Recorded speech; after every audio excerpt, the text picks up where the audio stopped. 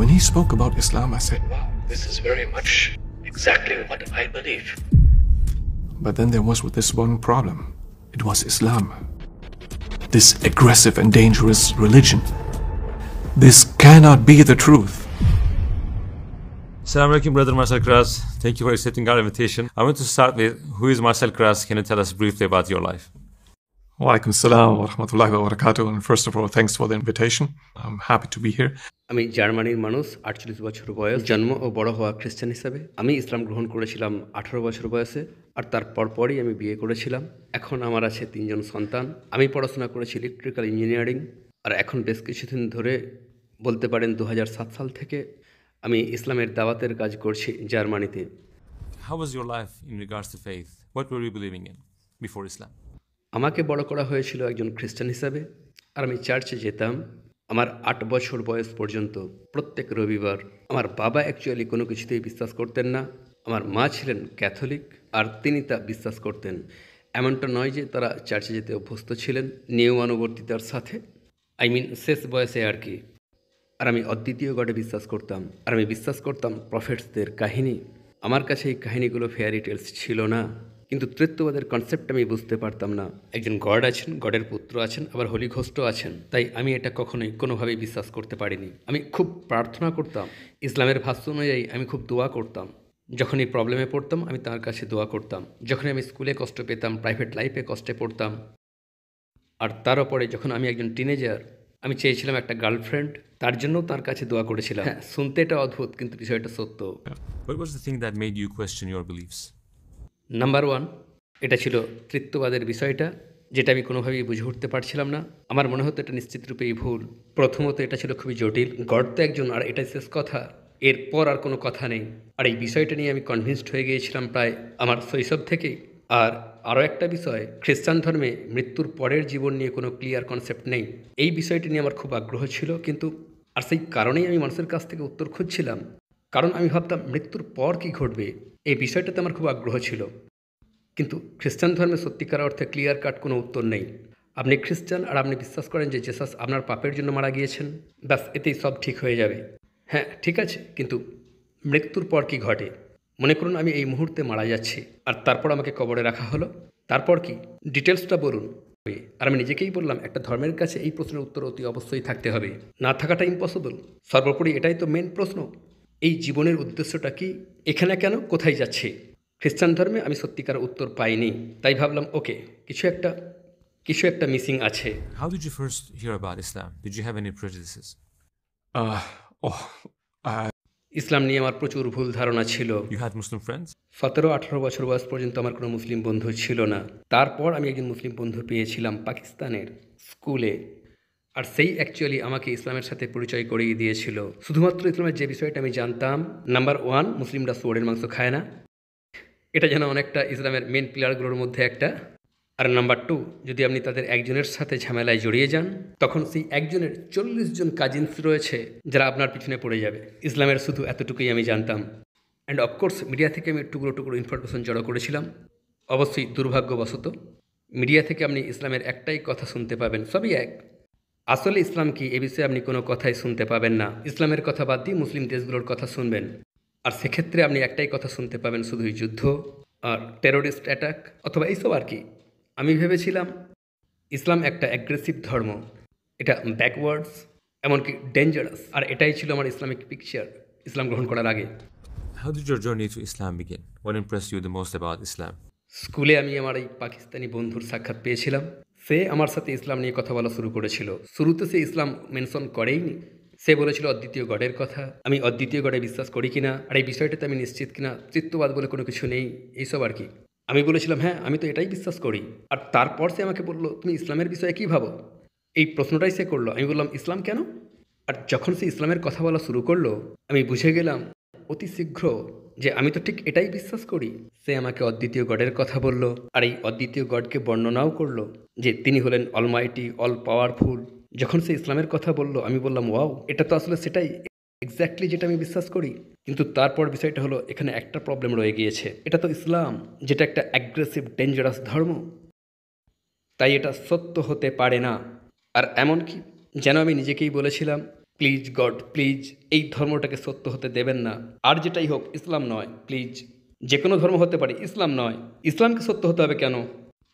হ্যাঁ, আমি বললাম না, আমি কিভাবে এই ধর্মটাকে অনুসরণ করতে পারি?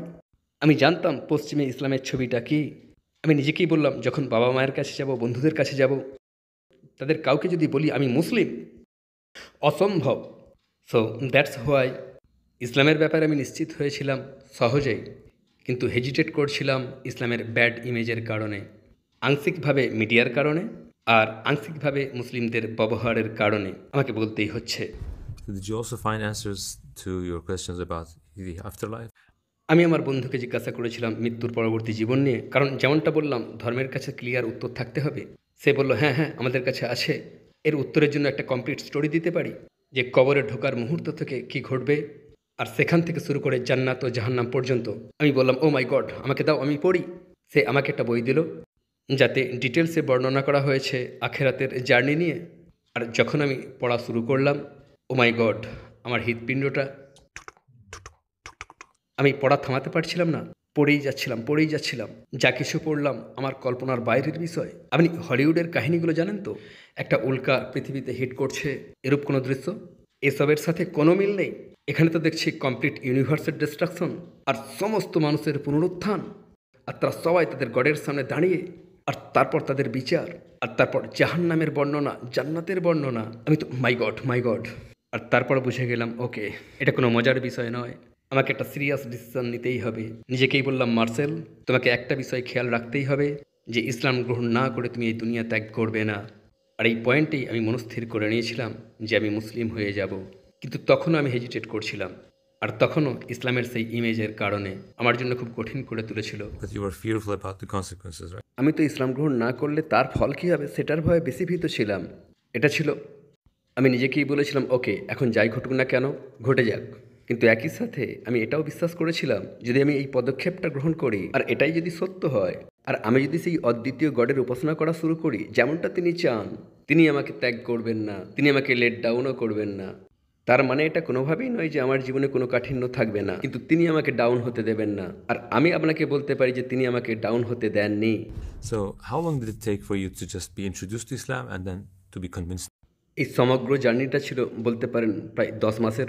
And what made you take that step of becoming Muslim? যখন আমি রাতে গাড়ি চালাচ্ছিলাম, এটা ছিল খুব ছোট্ট জার্নি, 8 ঘন্টার, বাইরেটা অন্ধকার, আর আমি গাড়িতে ভেবে যাচ্ছিলাম এনিথিং আর এভরিথিং। আর তারপর হঠাৎ করেই আমার মনটা ইসলামের ওপর ফোকাস করলো, আর এই বিষয়টার সিরিয়াসনেসের উপর। আর সেই রাতে আমার এখনও মনে আছে, আমার অন্তরে একটা পরিবর্তন ঘটলো, যেন আমি নিজেই নিজের পাশে বসে আছি, নিজের সাথেই কথা বলছি, স্পষ্ট কণ্ঠে নয়, বিষয়টা আমার মাথায় ঘটছে আর কি, বলতে পারেন মাথায় ঘটছে। বললাম তুই কি করছিস, তুই কি এটা সিরিয়াসলি নিচ্ছিস না? আর সেই রাতে তখনই আমি নিজেকে বললাম, মার্সেল, এ থেকে পালাবার কোনো পথ নেই, এটাই হলো সত্য, এটা খেলার মতো কোনো জিনিস নয়। দেখ, তুই নিজের চাকরি নিয়ে একটা ভুল ডিসিশন নিতে পারিস, এমনকি বিয়ের বিষয়, জীবনের যে কোনো বিষয় নিয়ে, কিন্তু এখানে কথাটা হচ্ছে অনন্তকালের। আর এই অনন্তকালটা এমন একটা বিষয় যেটা আমি আমার মাথায় সামলাতে পারছিলাম না। আর এই রাতেই বিষয়টা নিয়ে আমি ডিপলি ভাবলাম, আর ইমিডিয়েটলি তারপরেই আমি আমার পাকিস্তানি বন্ধুর কাছে গেলাম আর বললাম, লুক, দ্যাটস ইট, আমি আর নিজেকে রুখতে চাই না, আমি প্রতিরোধ ত্যাগ করলাম। And then what happened? How did you take your shahada? And how did you feel when you take it? তার কয়েকদিন পর আমরা একসাথে একটা মসজিদে গেলাম, মসজিদে জুম্মার নামাজে। আর তখন সে ইমামের সাথে কথা বলল শুনুন, একজন ব্যক্তি শাহাদার ঘোষণা দিতে চান। জুম্মার নামাজের পরে আমরা তা করলাম, খুব সম্ভবত 200 জন মানুষের সামনে। আর এটা ছিল একটা অদ্ভুত অভিজ্ঞতা, কিন্তু একই সাথে ছিল খুবই সুন্দর। আমি শাহাদার ঘোষণা দিলাম, আর আমি এক্সপেক্ট করিনি যে প্রত্যেক ব্যক্তি আমার কাছে এলেন, জড়িয়ে ধরলেন, বললেন ওয়েলকাম টু ইসলাম। আর এটা ছিল সত্যিই একটা beautiful experience. How was your family's reaction, your friends' reaction?